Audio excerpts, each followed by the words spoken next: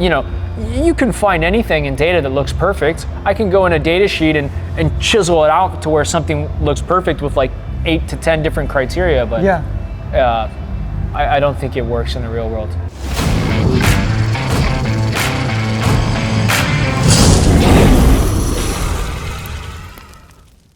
Welcome back to the Cobra Training Channel. Today we have a very, very special guest appearing today at the Cobra Trading annual event here at Crash Toys. I got Chris Schunk, who is a systematic trader who's been trading systematically actually from almost the get-go. Like from the very, very beginning. He went from a teacher to a systematic and very profitable very quickly, which is shocking in this world of trading. So welcome to the show, Chris. Thank you. One thing I wanted to ask you, man, because you're so systematic, and I've been following for a long time, and I see you always sticking to your system, and you always mention like, oh, this system works X percentage of the time. This is just part of the system. It's normal.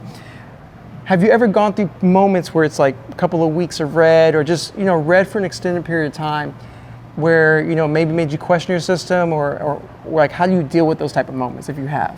Yeah, 2022 was probably the worst time period that I've had. It was there was one strategy. It was actually the overextended gap down strategy that was causing lots of problems and like deteriorating the bankroll. Two of them, that one and also the day two strategy was causing a lot of problems. So what happens in that situation is you just relook at them. Overextended gap downs, I don't even trade anymore. Day twos, my brother and I, we've completely restructured them, so they're much rarer now. But you just have to look at the data and decide for yourself.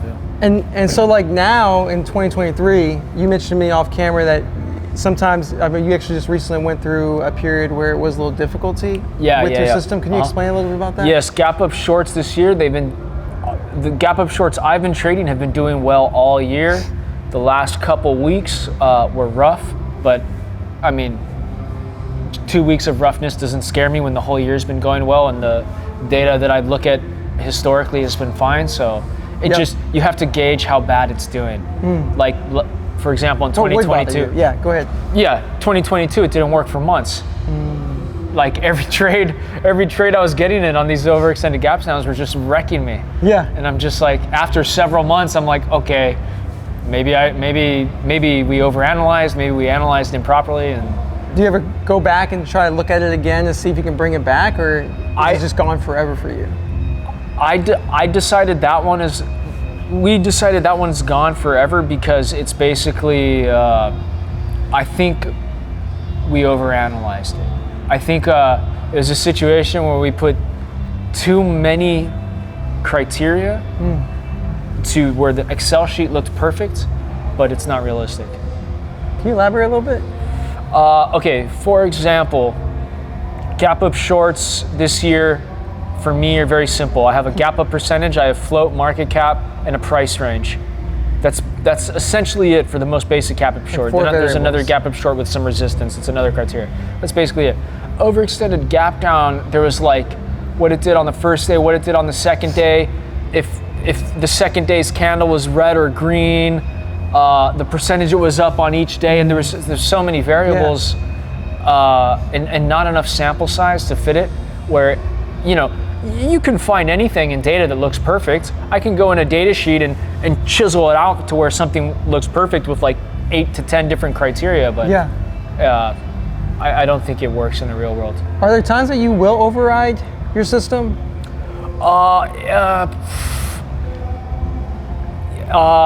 In terms of entrances and exits, sometimes I try to recycle and do some discretionary. The other day was a very chaotic day, and I overrid my system basically because I didn't have the capacity to trade every ticker I wanted to trade.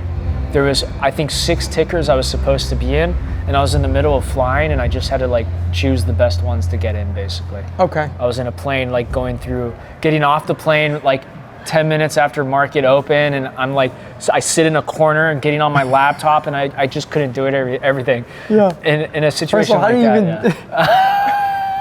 Are you checking the plane to see if there's Wi-Fi before you get on?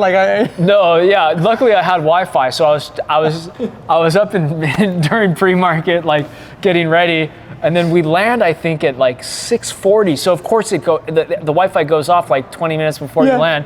And I'm just like, well, I hope when I get up, the stocks are still ready for me to get in. And some of them were, some of them weren't, but yeah. That's nuts, man. Well, look, bro, I appreciate you so much for being on the show today. Thanks. Just sharing with us and everyone who's curious about systematic trading. If they have more questions, they're probably going to want to reach out. How can they find out more about Twitter's the best for stocks. And what's your Twitter? Chris_Schunk, S-U-N-K. Perfect. And we'll have that on the link below. Thanks, brother. All right, cool. Thanks.